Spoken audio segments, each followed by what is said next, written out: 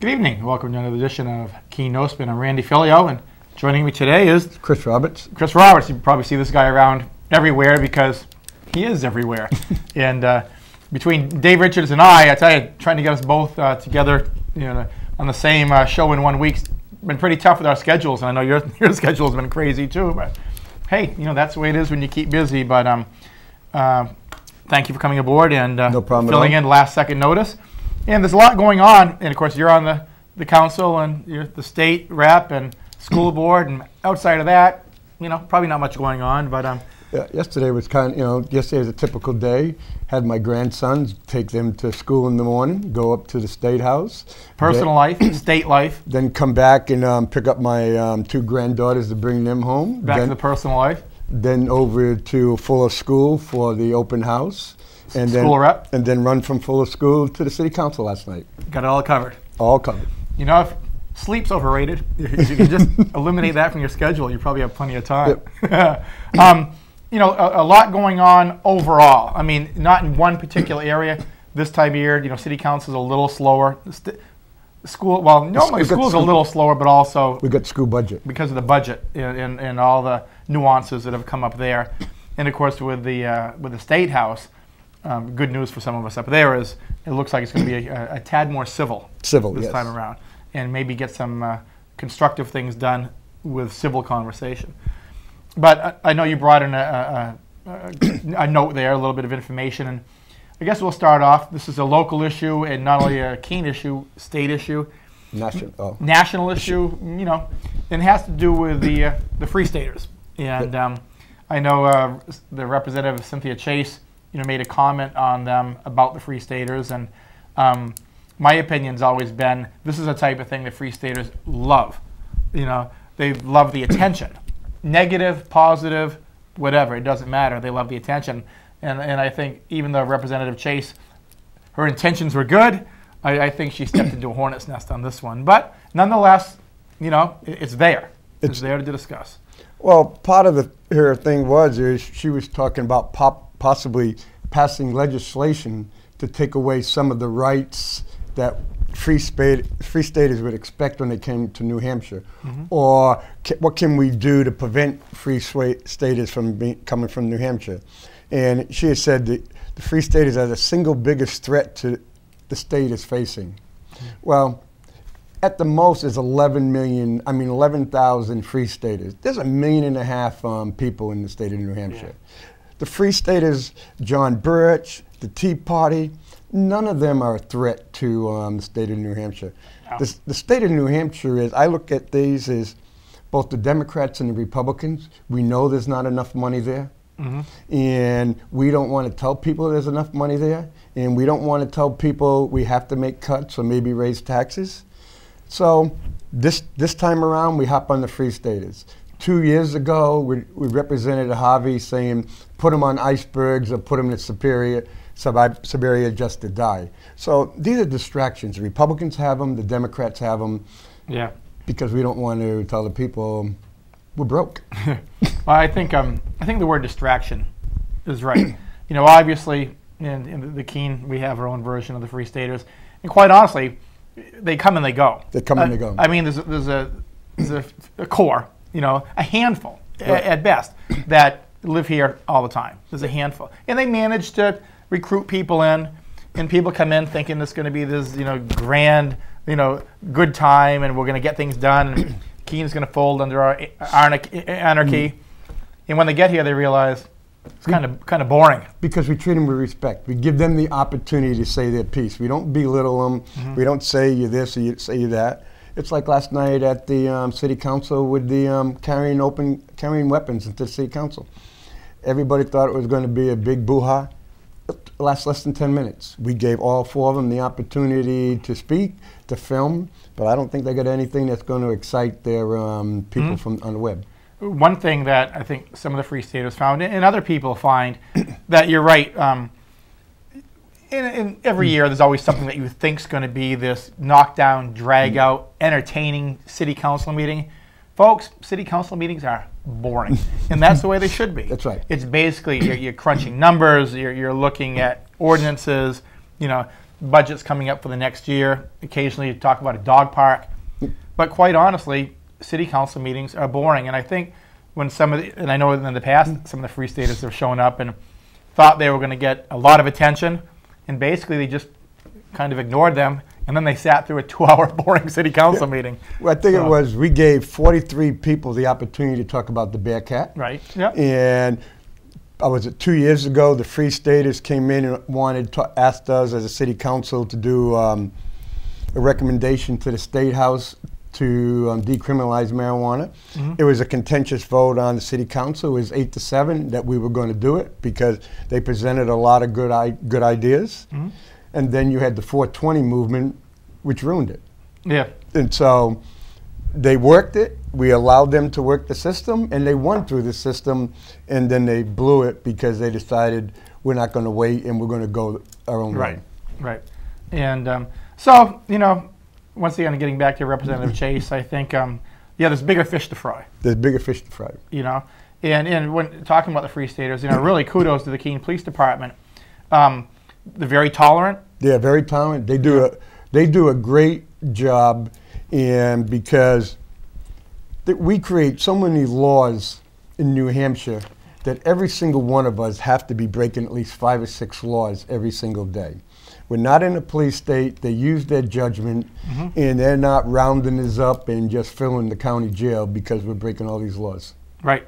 I mean, yeah. I mean, you know, a lot of people think, and for the most part, they are law-abiding citizens. But I mean, hey, if your parking meter ran out, you know, and if you're going down Court Street, speed limit's 30. You're going 35. Yep. You know, are you going to get pulled over? Probably not.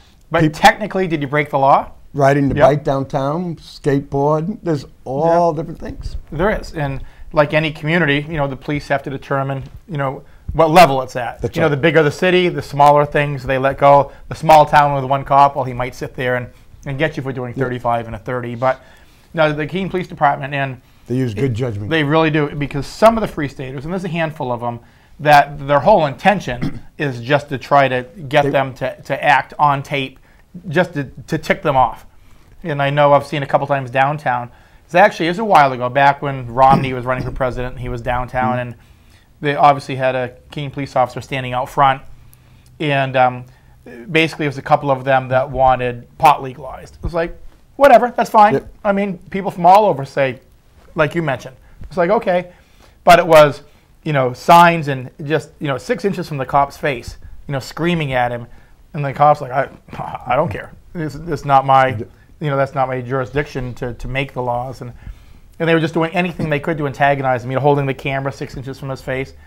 And, you know, the cops' credit, they got bored. Yep. You know, finally he was ignoring them, and they just put the camera down and they walked away. Because all they want is, it's almost like, call it the TMZ shot. Exactly. They want to be able to put something on TV and edit it a certain way that'll make you even look worse. Yep. And so, you know, the one way, if, you know, somebody like that wants attention, just don't give them attention. That's right. But once again, you know, Representative Chase, I understand what she was saying, but there's bigger fish to fry. And speaking of that, since you do represent the city, the school, and the state, now one of the things that happened to the city of Keene over the last, you know, couple of years, and Chris, I mean, Dave and I had talked about it, and Chris Coates and I had talked about it in the past, was the lack of funding coming down. They cut us, you know, they cut $1 million out, and obviously we had to make up. And Keene did a great job, because as a state rep, you realize, damn, we're getting $1 million less. Then as a city councilor, you have to come back with the news, and what do we do? And the city of Keene's credit, we just didn't raise taxes $1 million. It was a matter of, okay, you know, where do we cut without, you know, hurting people too bad? What does it look like this year up there, you know, early on, with the new legislature going in, obviously a new governor going in? You know, what's your feel for that? And I realize, and we can talk about this too, it looks like revenues aren't going to be there like they thought they were, which means usually the cities and towns are in trouble. In 2010, they came out and there was a report and says, we overflated the revenues and they're not going to be there. In 2012, we're looking the same way. I think right now we're about $25 to $30 million in the hole. Okay. Part of it is that a lot of people, businesses, it would be worse, but a lot of businesses were worrying about the fiscal cliff. So they made a bunch of, and they paid taxes and a whole bunch of stuff early in December that they would have normally done in January. Okay. And so you have that. Then, for example, the university system wants $50 to $100 million back.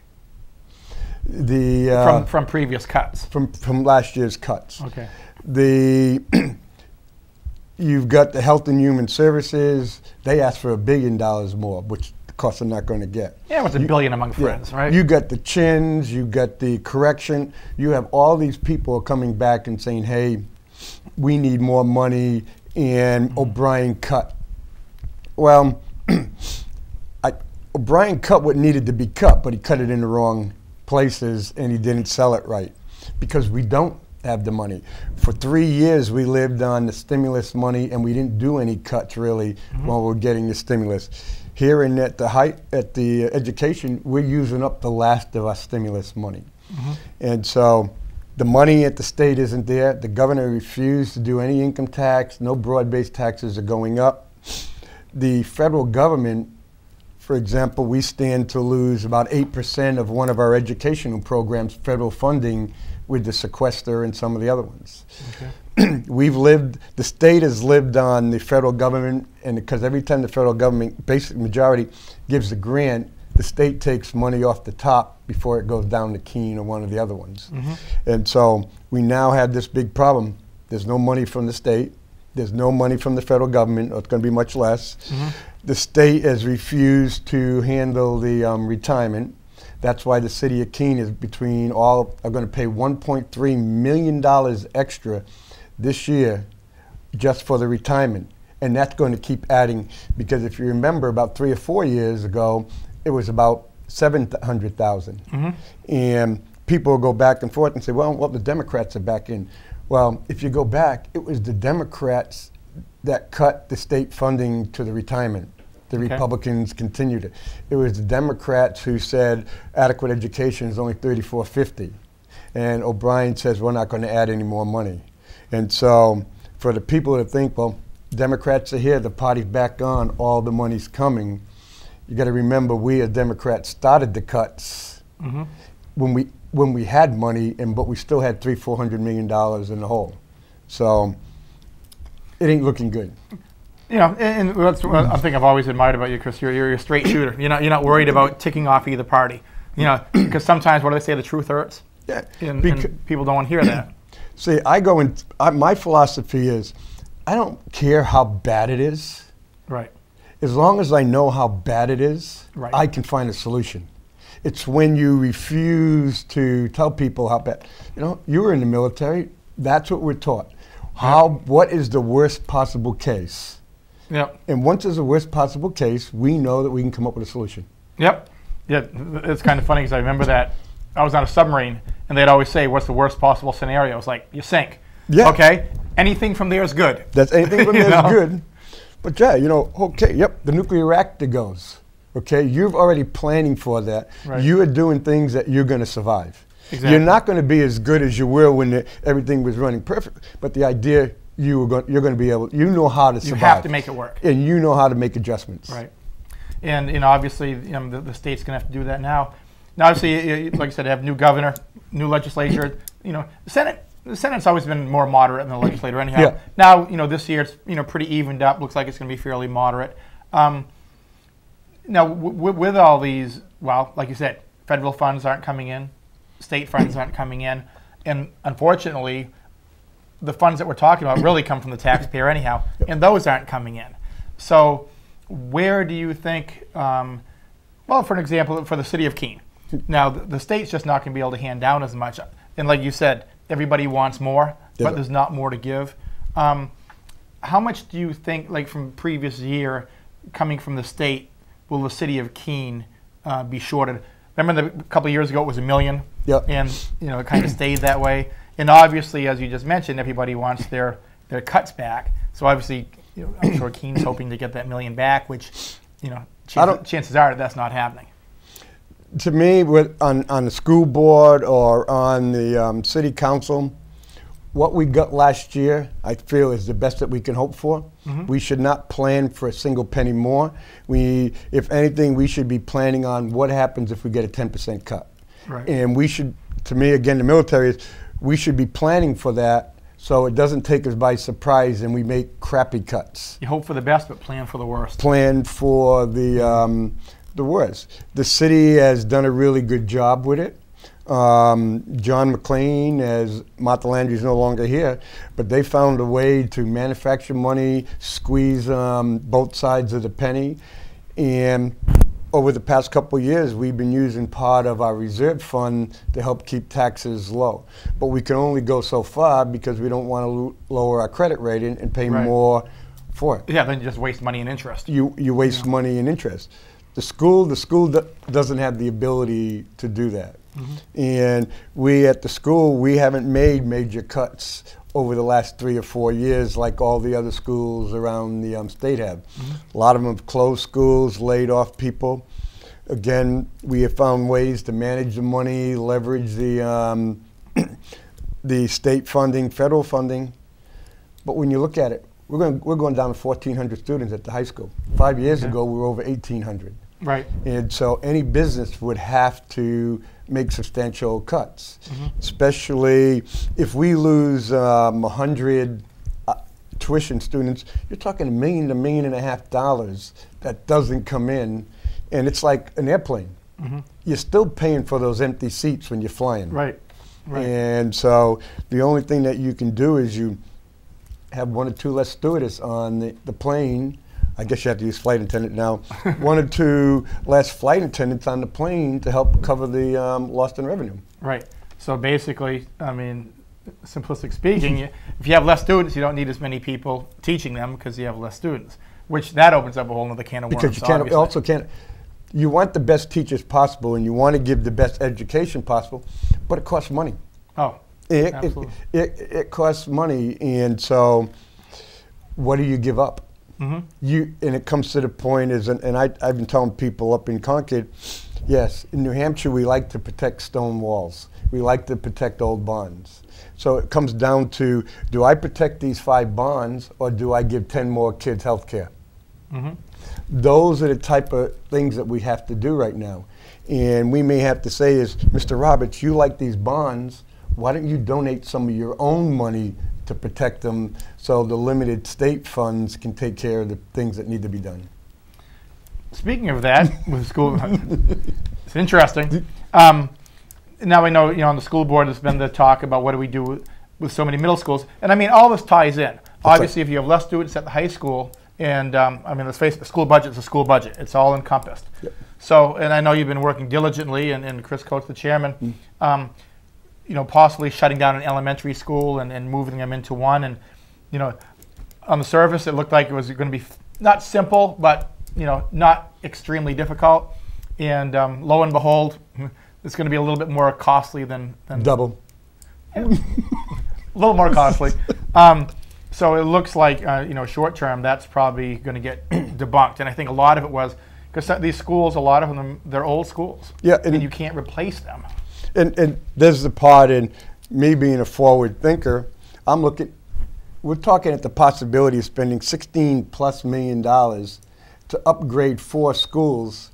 But when you look at them, combined, they're over 400 years old. Right. No, they're old schools. And so I can't see any justification to spend this amount of money and then in maybe 8 to 9 years from now and go and tell the people, well, these schools are just too old. We're going to have to build a new elementary school, a bigger one, to close down some of these old elementary schools. In a lot, what they're looking at, these older elementary schools, obviously codes change, codes change.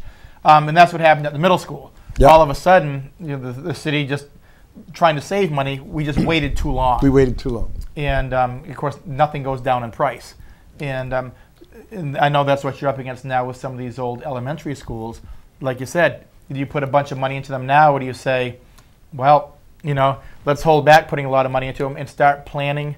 Maybe we get instead of 4 or 5 old elementary schools, do we invest in maybe 2 modern elementary schools, new heating, new cooling? Yeah, Concord close down a number of elementary schools, and they build a larger elementary school. One of the solutions that was on, possible solutions that was on the table a few years ago was building maybe a 500-600 elementary school right where the Jonathan Daniels area is. You tie into the wood chip, you tie in, everything's there, you get to share teachers and on some of them, the specials. So, and the question is, right now, if we put a bond to fix the elementary schools, we have to pay 100% of it. So the question is, do you do a little bit right now and possibly 3-4 years out, you then, when the state is back up on its building aid, then all of a sudden you can go in and get maybe 40-50% to build a brand new elementary school. And that could very easily save the Keene taxpayers $20 to $25 million over the bond. Well, one thing, and I think most Keene taxpayers realize this, that the Keene Middle School was one of the last schools, Keene Middle School and the Marlboro Elementary School, two of the last schools to get in under the building aid. Because we as Democrats jumped on it. We bonded, we did away with building aid out of the budget, and we bonded $160 million over 4 years. And what was happening really quickly was the carrying cost of those bonds was eating up almost $40 million, so there was no money for building aid. Do you think now, and I know, so the argument is, well, you know, maybe we can hold off and hope that the building aid comes back. Do you think the state will bring back the building aid? The state brought back the building aid. Okay. So there's $40 million in the budget for the building aid. Okay. But the trick is, we're paying $33 million in interest and principal payments. On a $40 million. So there was only $7 million left this year. Right. And so the question is, as we go and pay off, as the state pays off more of these, then it would increase. So it isn't going to increase much over the next 3 to 4 years. But so getting back to Keene's issue of the elementary schools, and obviously you spent many hours. Kristen Blaze did a great job. And you realize that people are doing this for virtually free. While other people sit at home and read about this or hear it on the radio, there's a lot of citizens in Keene putting many hours into this, trying to make it better. So it must have been frustrating hearing that the to fix up the current elementary schools was going to double and almost, so that kind of blew it off the map. What's the short-term solution, do you think? What's going to come out of this? Is it basically going to be status quo for the time being? The 5 elementary schools? And it has to be, because one of the biggest justifications of going from 5 to 4 was the money that was going to be saved, between $500,000 to $1 million, depending on which one. And so the money that was being saved was to pay off the bond. So you really wouldn't have any effect on the delivery of the education. So now that we're not going to be able to get that savings, that has an effect. But also, there's a thing in the Warren article. Okay. If the Warren article for the school funding for to fix up the elementary school gets defeated, in New Hampshire, no means no. So we can't use a single penny of any money that we have, and I think we have a little bit more than $200,000 available. We would not be able to use a single penny of that $200,000 to do anything to those elementary schools for the whole year.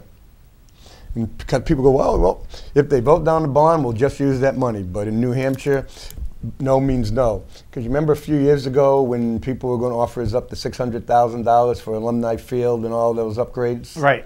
And the bond failed? Yes. We could not use any of the money, or we couldn't do a single thing, because no means no.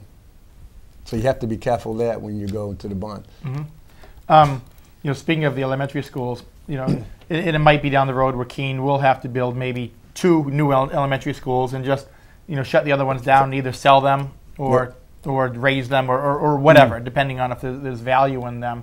And the same thing happened here with maybe going from 5 schools to 4 schools. You know, Keene's a lot of traditionalists. Yes. You know, we liked it the way it was. We had our neighborhood elementary school. Of course, you know, back when I was in elementary school, back when he walked in blizzards both ways, you know, uphill to get to and from school, there was literally a neighborhood school in every neighborhood. I mean, you remember Roosevelt School where I went, and Tilden School, and Cleveland School, and Lincoln School. I mean, there was literally a school in every neighborhood. So as far as people saying, you know, being traditionalists, Well, those days are gone. Yeah, you know, you because can't afford to have a school in every neighborhood anymore. in between 1996 and 2006, Keene lost 650 elementary school kids. Really? That's equivalent of 2 schools.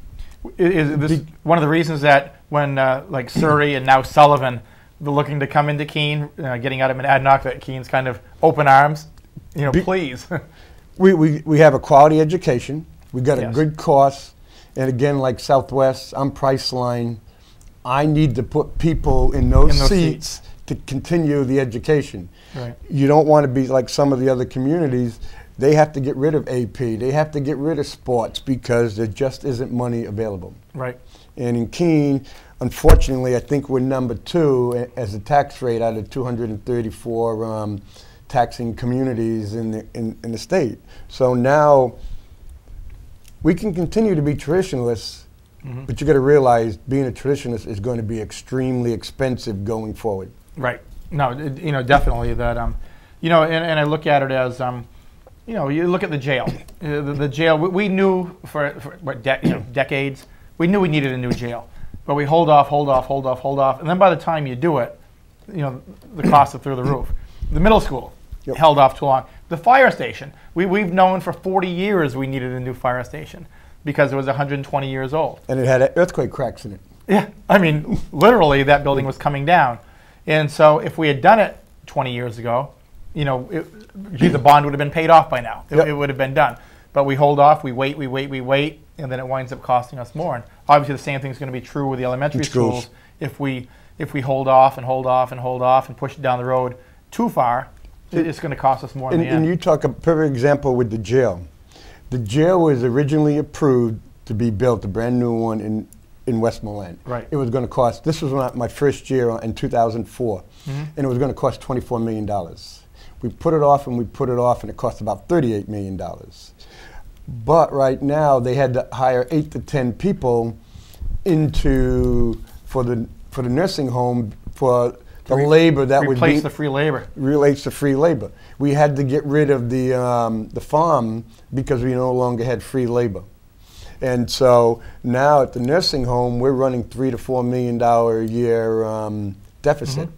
And so again, the jail, the labor, and all that stuff was tied in. Well, now the jail's over here, and we're going to pay $250,000 just to cater food into the jail. For every action, there's a reaction. And sometimes the reactions are so expensive. And that was the argument. I know the argument to bring the jail into Keene. And there was some, you know, location. And that's virtually the whole argument. Location. We want to bring it into Keene. And I remember the arguments back then. And I actually made that particular comment because when I had taken a tour, with Kris and I did when we took a tour of the old jail, that was one of the comments about the free labor. And there was a lot of free labor. That added up huge because it gave the inmates something to do. That's right. And at the very least, it gave them a little bit of food service skills. Yep. Kept them busy. And when the question was asked back then, it was, it's not that significant, don't worry about it. And, well, it is significant. Fortunately, nobody worried about it, but it is significant. And now... we got prisoners, inmates just sitting at the jail. Yeah, just sitting. Nothing to do. Exactly. They don't even have like the basic food service skill, you know, to be able to handle. So once again, with the action, there was a reaction. And at the time also, there was the talk about, well, if we're going to, you know, build a jail in Westmoreland, we also needed to talk about the nursing home because they were tied in together. You know, the inmates went to the nursing home, you know, helped do the labor, and now we've had to replace them with the labor. And lo and behold, you know, now that the jail's built, now we look at the nursing home and say, you know what? It's not in good shape. Well, and really? No kidding. I've heard up to $40 million to replace the nursing home because it's so old. Certain buildings you don't waste money trying to upgrade. It's total. And there are people on the county delegation, which are state reps, who want to put the nursing home in Keene because it'll be closer to the hospital and we can use the jail labor. Well, if we move the nursing home to Keene, yes, all that would work, but look at we would have to take property off the tax rolls. We would now have more of an effect on our social services. The fire department would also ambulance would also have to do more. So if I just look as a county delegate and look at just this, I'm going, wow, this is really a really good idea to do.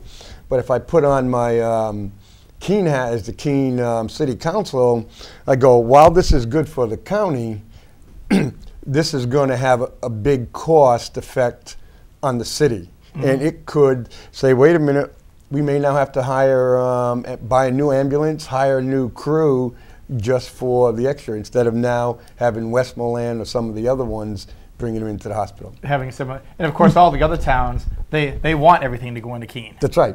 You know, because there are people that wanted, in Westmoreland, who wanted the jail out. They want the nursing home out, because there's a lot of people from Connecticut and New York would love just to come to Westmoreland and those areas, build a nice house on 5 to 10 acres and overlook the Connecticut River. right. And you're right. There's a lot of communities like that, and say, let's dump everything into Keene. Right. And changing gears a little bit, moving things into Keene, I want to talk a little bit about the shelters in Keene. Now, Southwest Community Services handles most of the shelters in Keene. Yep. They do a good job. Yep. And one of the things that I like about that, you need shelters. No matter what, you need shelters. And Keene's the center of the hub, and whether I like it or not, the towns are always going to push. That's right. They're going to push them into Keene. They're just going to, even though state law says you're can't. not going to do that. The way New Hampshire law works is, if you come into Keene and you say, I'm a Keene resident, you're a Keene resident.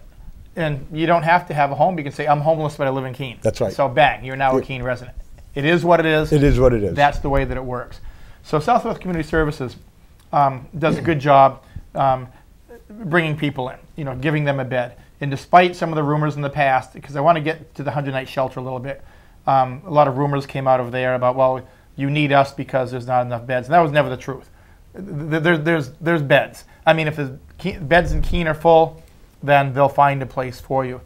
The problem that I've had with the 100-night shelter, and I'm still following up on this, is that obviously they wanted funding from the city, and basically the city came to a compromise and said, look, if you want funding, follow the rules. Follow the rules, and Southwest Community Services, since they know the rules, will help you.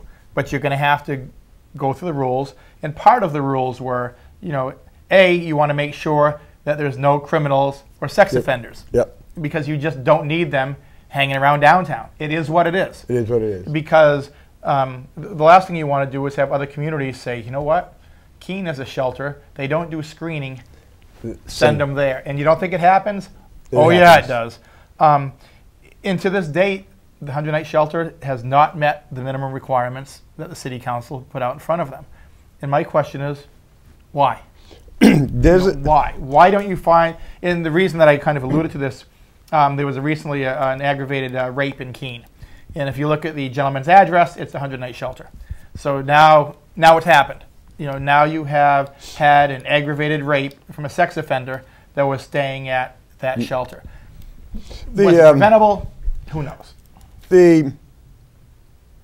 As a student of history, okay, except for George Washington, the individual that starts the revolution usually is not the individual that you want to govern after the revolution is successful.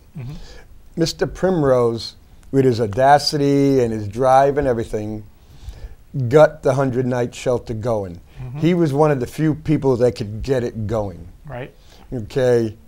But the same tenacity that made him a success works against the 100-night shelter now. Because to get it going, he had to break some of the rules, bend some of the rules, and because basically he doesn't qualify to be where it is. The city council gave an exception. Yes. And he's had a big problem of playing by the rules now. And we as a city council said, this is a memorandum of understanding. If you want the money, you follow it, you go through Southwest. And we've also said, Southwest, if they follow this, you have to give them the money. Right. You can't do what you did last year and take the $10,000 and spend it on your own. So the rules are out there. So it's up to Southwest, the 100-night shelter. If you want the money and in a lot of cases you do a really good service. Here's the rules. This is taxpayer money, and we're not going to give it to you without following the rules. You can say, well, we don't want to give him $10,000 and him turn around and say, well, I'm going to hire myself, or I'm going to hire somebody and spend the money and not actually pay for a single bed. Follow the rules. And I think the city council, we heard it, we listened to it. Some of the people that stayed there, they were quite articulate, and they put it out there. Follow the rules, and you can help the people that need help. Absolutely. And you look at just basic rules 101. The shelters say, okay, we're going to give you a warm bed, a place to stay at night. Be in by 9 o'clock. Don't be under the influence of drugs or alcohol. Don't be a sex offender. Don't be a sex offender. Pretty basic rules. And you look show me identification. Show an ID. You know, as simple as that. So Keene, especially Keene, has always been great about making sure they take care of their own. And now we're taking care of more than our own, but that happens in the winter. Same thing with the community kitchen. I was back when I was on the council, I was on a committee that studied outside agencies. And one of the things that we asked of the community kitchen back then was, please find out where people are coming from. We weren't doing it to push people away or anything, because towns were denying, people from our town don't go to the community kitchen in Keene. Marlow was one. Marlow said no. The selectman said no, nobody from our town goes to Keene. And then when we found out half their town was coming to Keene, they said, no, we want to know names. We want names. And we said, no, that's not the job. We're not out there to do that. We're just trying to get the community kitchen at the time. You want city taxpayers' money to help run the community kitchen? Great. Here's the rules we want you to play by. Community kitchen was like, absolutely. We'll play by these rules. You're not asking too much. 100-night shelter, play by the rules. That's what we told we told the 100-night shelter, break out which guys are people are from Keene and which ones are not. Because if you're from Swansea, Swansea has to pay for you. Marlow has to pay for you. And we can't go back after those towns unless you tell us. And plain and simple, you come in with an ID card and you say, I live at Homestead Highway in Swansea, they keep a copy of that. So all they have to do is to go to Southwest and say, hey, we had this family of 4 from Swansea, and then Southwest can go to the welfare office in Swansea and say, you owe the taxpayers of Keene so much money. Absolutely. That's the rules. That's the rules. And a couple times in the past year, one thing about Keene that I haven't really been seeing too much of is panhandling. That's you right. know, you don't get too much of that in Keene. They play music if you want it. Yeah, exactly. A couple times in the last few months, I've had somebody come up and say, hey, you know, and it's a little intimidating. All of a sudden, somebody's going out of the way on the sidewalk coming up to you, and you're like, what's going on here? It's like, hey, you have any spare change? And rather than saying yes or no, I get into a conversation. Where are you from? You know, and they look at you, and are you from Keene? And it's like, when they finally admit it, they go, no, they're not from Keene. You know, the one I think came in from Connecticut, and I forget where the other one came from. How they wound up here, you know, I don't know. But it was basically they're staying at the 100-night shelter, going over to the community kitchen, and hanging around downtown and panhandling. But it leads into another part of this whole thing. And I've talked to some state reps on this and people that are involved in the shelters. And they said one of the things that's really happened now, because over what's happened in the state the last couple of years, mental illness issues haven't been taken care of, and you've got people just out there, just on the street. And you know, whether, I mean, obviously, Southwest Community Service will take them in and find them a spot. Absolutely, not a problem there. But the funding for mental illness has all been eliminated in the state. Am I corrected? It's mental illness. And to me, for example, PTSD, which is classified as a mental illness. Right. But that, in most cases, it's not lifelong. Basically, if the guys are properly treated, and women, if they're properly treated, they get coping skills, and they can be completely functional in the world, in the community. And most of that, as long as they ask, the VA will take care of that. We're talking about veterans. For veterans. Right. But when you look at Monadnock Family Services, you look at the hospital closed down some because they could no longer afford providing mental health in the emergency room. and we go, put it kind of bluntly, a lot of people think as mental illness as other people's problems. They may have caused their own problems or whatever. If I have mental illness, I have insurance, I can use the VA, so I don't view it as mental illness. I can take a drug, or you can take a drug. And if I'm having a bad day, I can call my doctor up, bingo. But when you go and see, look at how many people don't have health care, and they can't get into therapy, and drug companies say therapy is too expensive, pop the pill, and they become in drones on pills, and then we can't afford it. A lot of the people in the jail have mental illness problems, and for the first time they're diagnosed as mental illness, and because we have a psychiatrist, and we give them drugs. That's kind of interesting. I remember touring the jail, and I found out where is one of the places that you guaranteed health care? It's in the jail. And you're guaranteed health care. And so what we do is we have the psychiatrist, and then they say, okay, let's put this guy's on drugs. Right. But what happens is as soon as they leave the jail, it stops. They've lost their health care. So if you had 6 months of psychiatric treatment and you're on drugs and you say, on prescription, and now you function, okay, out the door, here's your empty prescription bottle. Try to get it refilled. Yeah. Try to get it refilled, and now you're screwed. You're worse off. Right. So once again, on wearing the state hat, it's like, okay, what do you do from the state level? And here's the part is, the correction place people want more money so they can put more people in jail. What did we just say? Put more bodies in the seats, right? Put more bodies in the seats, because they don't want to lose jobs. Right. It's that self-interest. But when we and again, I'm talking about priority.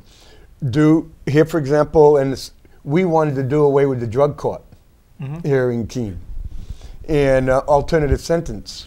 $56 alternative sentence. The person's working, they're taking care of their family, they're not collecting welfare.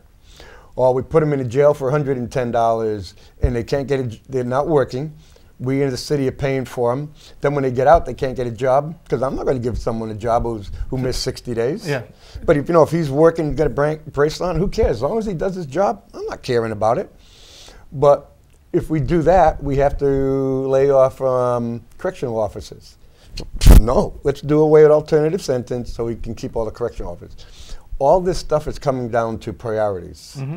Do we cut a little in the correctional facility so we can provide alternative sentences with health care? I know. It's a priority. And we have to get over the fact that every single person, all these groups are looking out for their own self-interest. No one wants to give up. Right. Again, you're on the submarine, I'm in the Marine Corps. If I'm an operations guy and I got 4 or 5 companies, I have to work, and they all have to give up something. Right. So the battalion benefits. Yep. Same on the sub. The sub can't work if everybody's worrying, all this sections and divisions worrying about themselves. Yeah. Yep. Yeah. You take 6 sections in a sub and you coordinate off and say, this is my own little zone. Yeah. You sink. You sink. You sink. And unfortunately, I guess that's basically where the state is right now. It's kind of out adrift in the water, and it's taking on a little bit too much water right now. That's right. And unfortunately, in the past, it's like, if you just focus like that and pretend you're not sinking, you're not sinking. That's right. Until you find out you're got a life preserver on, and where the hell the boat go? That's right. And if you're lucky, if you have the life preserver. Yep. And so you've decided basically to take 3 life preservers, state, school, and I admire you. But good.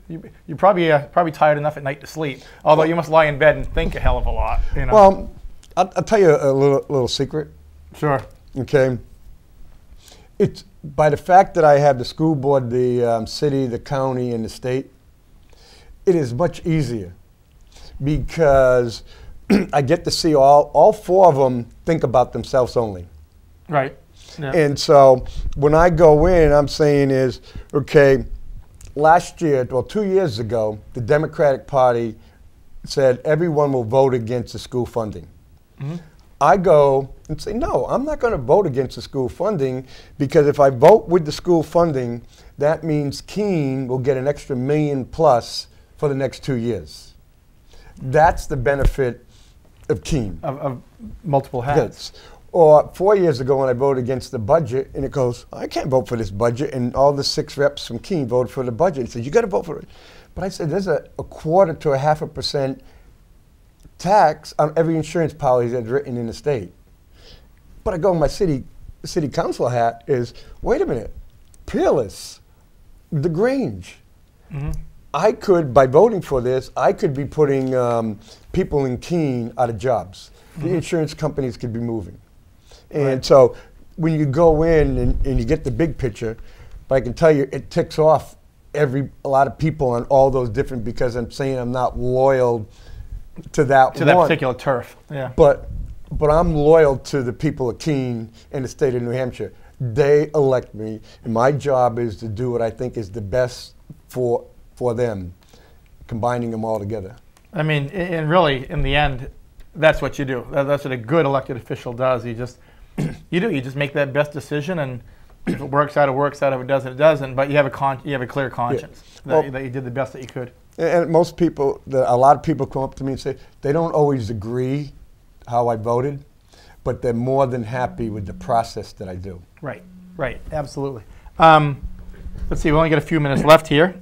One of the issues I want to talk about here is recently we read where McMillan Construction had a little bit of financial issues, and fortunately for them, they wound up getting absorbed by another company. That's right. And so they're still out there. I mean, they're still a Keene firm. It's just that there's some hierarchy outside of Keene. The good news is everybody's still working. Here we are about a year later, and all of a sudden Babbitt Construction we find in the same hole. And Babbitt's been around for a while. Obviously, they own Granite Gorge up there, which is another entity of Keene. And here's hoping that either they can come out of their hole, or here's hoping that somebody with some deeper pockets buys them and keeps them in business. Because you look at McMillan and Babbitt, and they are staples of Keene, and it goes to show how things change. How things change, and part of what you said before of being a traditionalist. Right. And sometimes what we do with these companies, we keep allowing them to get the local projects because we want to give them work locally. Right. But sometimes when I think they're bidding, and to get them, they're not giving realistic bids. Yeah. And gone are the days where you can come back and ask for extra money. Yep. If you bid $7 million, I don't care if you spend $9 million. Well, I'm not giving you a penny more. You have to absorb the loss. Absolutely. No, those days are gone. Go in. Cost overruns. Okay, right in the check. Yeah, go in low, then hope for some extras. And a tight budget. communities just aren't going to go that way. And here's hoping that they come out of it. And I also heard that Peerless Insurance, which is owned by Liberty Mutual. The name is disappearing? Yeah, the name's disappearing, and from what I heard, their whole legal department that they have in Keene is being eliminated. I guess a lot of people over there have been told that come this August, their jobs are no longer. The good news is they have till August to find something. The bad news is there's not a lot out there to find. But Cheshire Music is going out of business. Yeah, Cheshire Music's going. So things are tight. I mean, I think the economy's plugging along, but it's not full speed ahead. But hey, look, we're out of time. Thank you for coming in, my man. And we'll see everybody next week, and we'll continue on the conversation. Have a good week.